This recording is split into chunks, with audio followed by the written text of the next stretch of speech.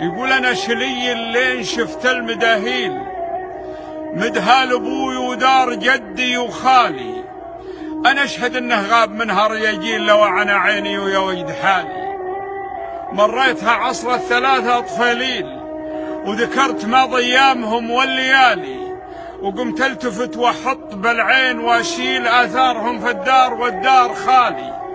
ما كان هداجبها ازحول مشاكيل، غيبهم اللي لقبض ما مالي، ولا خذيت الا دموعي هماليل. يا ابوك مدري يا حمد وش جرالي، ابكي على ذباحة الحشو والحيل اللي يشيلون الحمول الثقالي، شيبان اللي يتعبون المعاميل لو الدخل محدود والسعر غالي. عاداتهم ما جودوا من محاصيل، حطوه في واجب كرام السبالي، ولينتخى فيهم قليل المداخيل، عطوه من روس العطايا الجزالي.